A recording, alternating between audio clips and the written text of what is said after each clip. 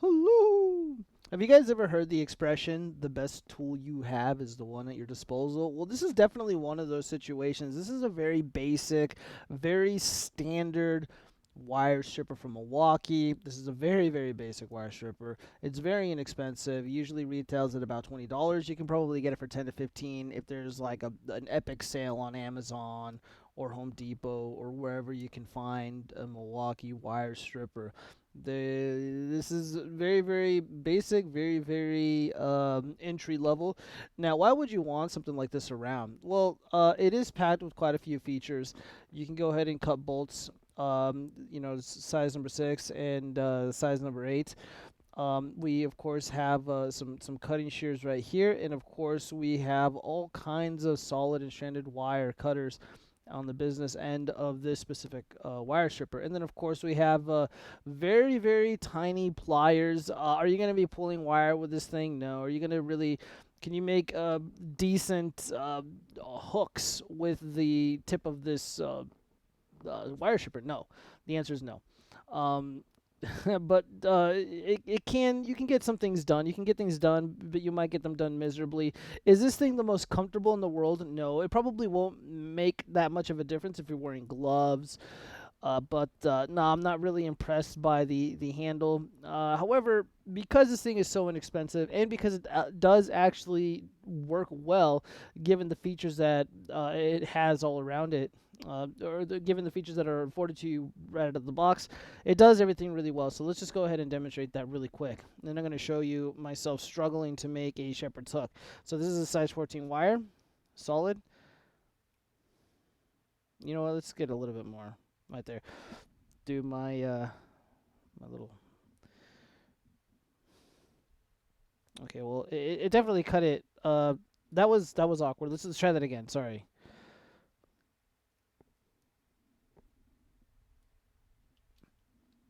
It cuts it no problem. Pulling it out was a little bit different for whatever reason. Let's see if we can try to make a good shepherd's hook with this hole here. I believe these are used to make call it hooks. You don't want to go all the way. So here, make sure this is on camera.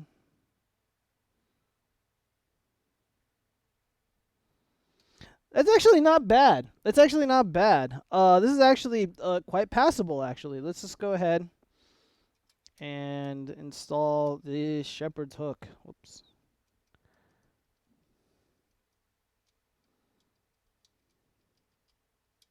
Oh, not in the shepherd's hook. Let's put the wire over the terminal here. Shazam.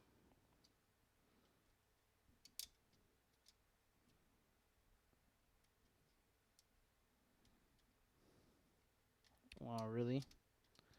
Really? I don't have my my Xeron here. You know what? Hey, there we go. Okay. That's usually not something that I would do.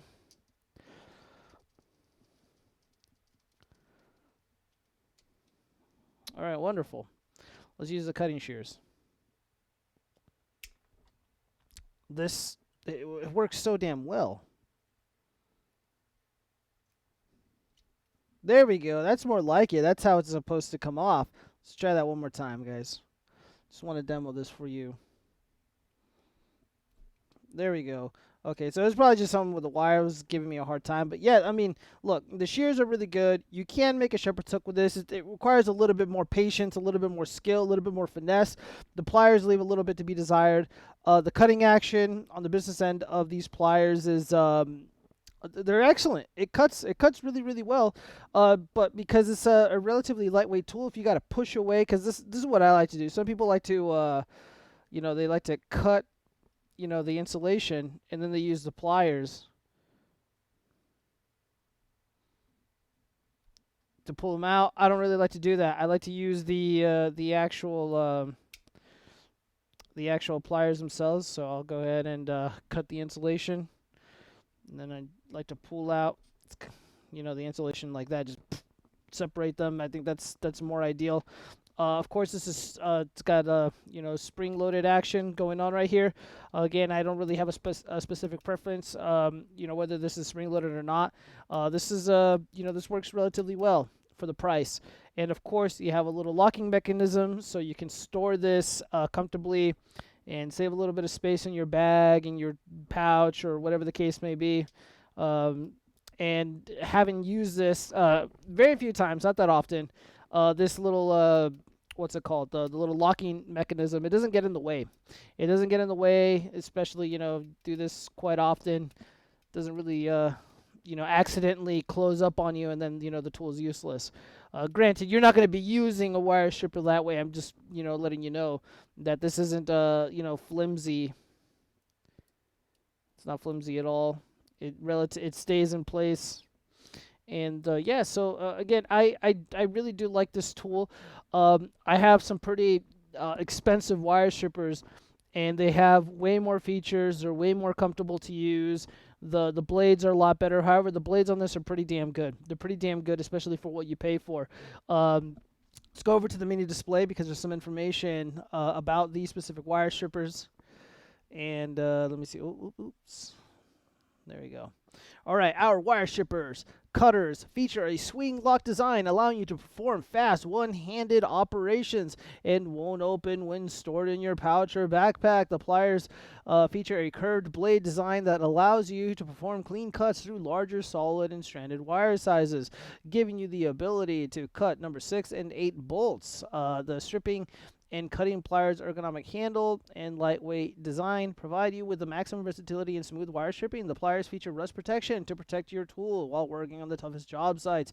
We stand behind our products and offers a Milwaukee limited lifetime warranty with all wire pliers. Well, there you go. How could you go wrong with that? Let's see. One-handed swing lock, easy one-handed use. Yeah, curved cutting blade for clean cuts through larger wire sizes. Rust protection, increased tool life by reducing corrosion. That's pretty damn important, you guys. That's pretty damn important. Yeah, so I keep this in my car, or I'll keep it in my work truck. And if I forget my motherfucking wire strippers, the good ones, I'll have this guy ready to do the job, maybe miserably, but it will get done. And again, you just can't go wrong with having an extra set of pliers lying around. We got the Milwaukee logo right here. We have it right here. It looks pretty cool. I like the bright color. This is really easy to identify in most settings. However, the handle, this is probably what I least like about this. I'm not the biggest fan of this. I don't really like making shepherd's hooks with this thing if I had to. And if you're left-handed, you might have difficulties because of the way this thing is used. Well, I don't know. Maybe this might not be too bad. I don't know. Again, I'm not left-handed, but that's just something to be mindful of. These aren't bad. They're not bad. I'm not super excited about them, but again, the best tool you got is the one that's on hand when there's nothing else really. This tool has not failed me. And again, it's pretty damn sharp, man. Pretty damn sharp.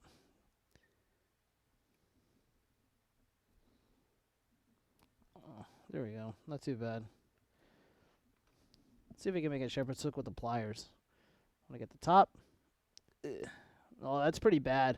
This is not good for making shepherd's hooks, man. It really isn't. Oh, here we go. Let's try the right way. I'm gonna put it through this hole, not all the way. It's not too bad. I think no, this will be acceptable. This will be acceptable, but again, the insulation might be a little too. A little bit would need to be removed. Again, if I use this thing often enough, I'd probably get that down to a science. But yeah. So what do you guys think? Does anybody here have familiarity with a specific Milwaukee wire stripper? I'd like to get your thoughts. Peace.